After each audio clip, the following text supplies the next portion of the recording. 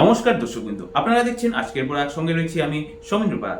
সোমবার রাতের বিধ্বংসী ঝড় শিলাবৃষ্টির তাণ্ডবে সুনাই পূর্বাঞ্চলের স্বাধীন বাজার, নতুন রামনগর সহ আশপাশের বেশ কয়েকটি গ্রামের বসত বাড়িতে গাছ পড়ে ক্ষতিগ্রস্ত হওয়ার খবর পাওয়া গেছে।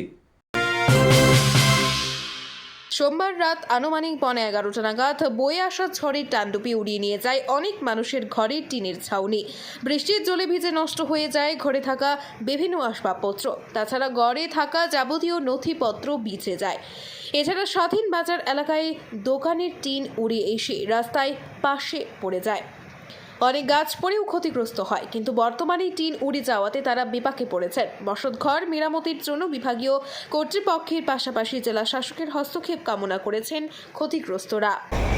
মানে অপরিন্ত শিলাবৃষ্টি হয়েছে সুনাই পূর্বাঞ্চল, স্বাধীন বাজার, কোলাগ্রাম, গলাখান্দি, নতুন রামনগর, কচুদরম অতিরিক্ত শিলাবৃষ্টি। যে শিলাবৃষ্টি মানুষের বেশি ক্ষয়ক্ষতি হয়েছে।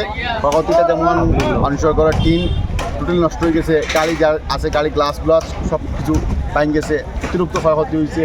যেমন আজকে আমার এখানে উপস্থিত আছে স্বাধীন বাজার, বাজারের মধ্যে যে অতিরিক্ত ক্ষয়ক্ষতি হয়েছে, বাজারের দোকানের টিন আর মেইন এসএমডি রোডও আই গেছে, রাস্তাঘাট দুটো বন্ধ হয়ে গেছে, বড় বড় গাছ রাস্তার মধ্যে পড়ছে, ইলেকট্রিকের তার ছিঁড়ছে খুব অতিরিক্ত বেশি।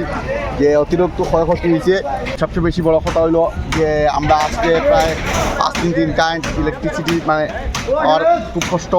এর মধ্যেও আজকে দেখা গেছে যে মেইন লাইন যেটা কারেন্ট আছে এটা ছিঁড়ে গেছে, তার যেটা আছে এটা অতিরিক্ত ছিঁড়ে গেছে, ক্ষয়ক্ষতিটা অতিরিক্ত হয়েছে। আপনার দেখতে পারবেন এই টিন আছে, মেইন টিন যেটা দোকান আছে দোকানটা সব শহরের মধ্যে হয়ে গেছে। আমি বারবার জেলা শাসককে অনুরোধ করি আর যে কম সময়ের মধ্যে সার্কেল অফিসার ম্যাডাম মেরে দিয়া যে কম সময়ের মধ্যে আমরা এটা তদন্ত করিয়া কীরকম মানুষের সাহায্য সহযোগিতা পাওয়া যায় আমি এটা।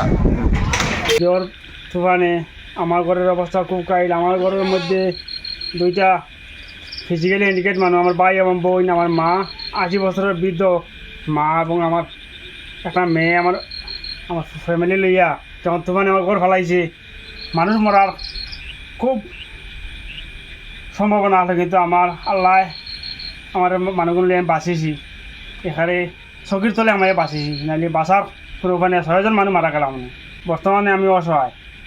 আমি সরকারের দৃষ্টি আকর্ষণ করি, সরকার পক্ষতে আমি একটা সাহায্য চাই। আমার ঘরও বর্তমানে থাকার কোনো জায়গা নাই, আর 2টা ফিজিক্যালি হ্যান্ডিক্যাপ মানুষ আমার ঘর। আমিও বর্তমানে অসুস্থ মানুষ, আমার কোমরের মধ্যে ব্যথা, আমি কিন্তু নইলে সিধা হইতাম না, সিধা হইলে নইতাম পারি না, অসুস্থ মানুষ আমি। এর বাদেও আমার এই অবস্থা, যেটা প্রাকৃতিক ব্যাপার। আপনারা দেখছেন আজকের Barak, a house of Adrija digital media.